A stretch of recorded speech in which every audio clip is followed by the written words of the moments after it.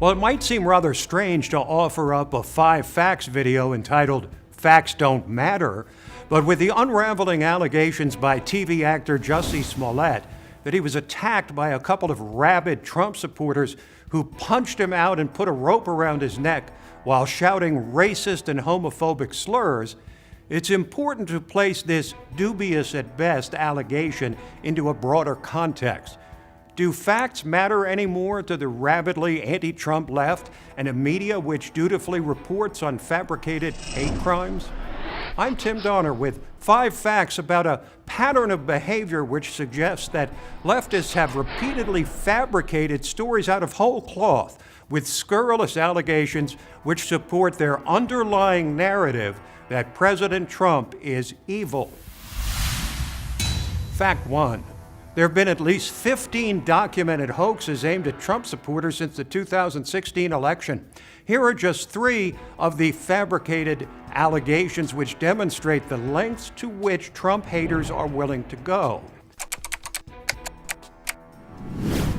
A black man in New Jersey was arrested by Philadelphia police for vandalizing multiple vehicles and homes the day after Trump was elected.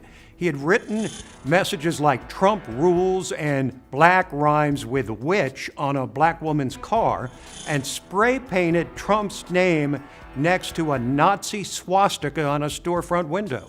In Volusia County, Florida, a man perpetrated a similar hoax, ultimately admitting to local police that he wrote a message using racial slurs with the KKK and Trump references taped to his ex-girlfriend's car just before throwing a brick through the back window, dousing it in gasoline, and setting it ablaze. A white man in Denton, Texas, claimed to have been victim of a racist hate crime with someone writing N-word lovers on his garage door. After police opened an arson and hate crime investigation into the incident, Williams admitted he had done the whole thing himself. Fact 2. Several hoaxes have been perpetrated by Muslim women. In the month after Trump was elected, a Muslim woman in New York City claimed that she was attacked by a group of Trump supporters on a subway train. The police said it never happened, and the woman was charged with filing a fraudulent police report. In Ann Arbor, Michigan, that same month, a Muslim student's claim that she was threatened for wearing her hijab was also discovered to be a hoax. A Muslim student in Lafayette, Louisiana, fabricated a story that her hijab was pulled from her head and robbed by Trump supporters. Fact 3. College students have perpetrated more hoaxes than any other group. As 2 students drove through Wellesley College in Massachusetts celebrating Trump's victory over Hillary Clinton, other students claimed these Trump supporters harassed onlookers, spitting and yelling slurs at anti-Trump students. Police found no evidence to support the hate crime claims.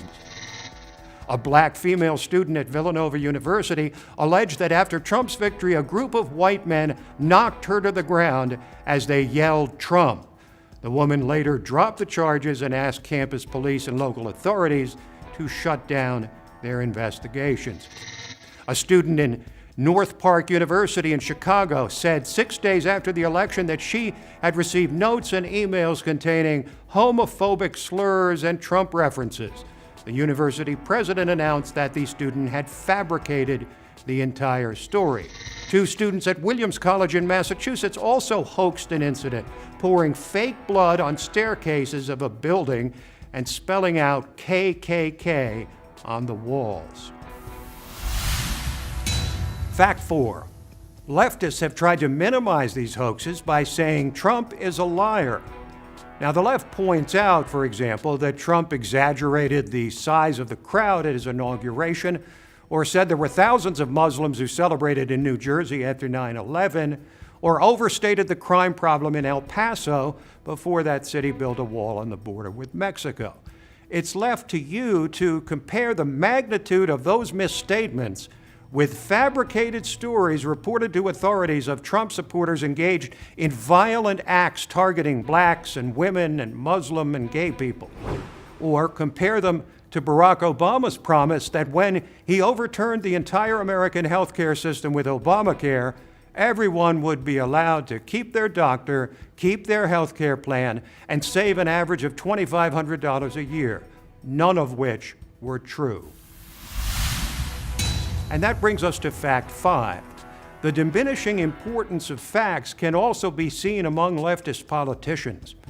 The young socialist sensation, Congresswoman Alexandria Ocasio-Cortez, author of the Green New Deal, which would turn control of the entire economy over to the federal government, has said, among other things, that if we don't take radical action on climate change, the world will end in 12 years, or that the reason the unemployment rate is so low is that many people are working more than one job.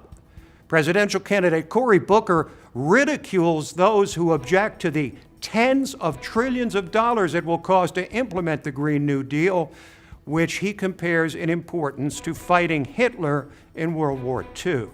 Another candidate, Amy Klobuchar, demands radical action on global warming or climate change as she announces her candidacy in a driving snowstorm. As fabricated stories of hate crimes and unsupportable claims by leftist politicians in support of an anti-Trump, anti-conservative narrative become business as usual in an ever more bitterly divided nation, we have come dangerously close to the tipping point, the point where actual facts no longer matter. Please subscribe to the LibertyNation.com YouTube channel where truth and actual facts are making a comeback. I'm Tim Donner. Thanks for watching.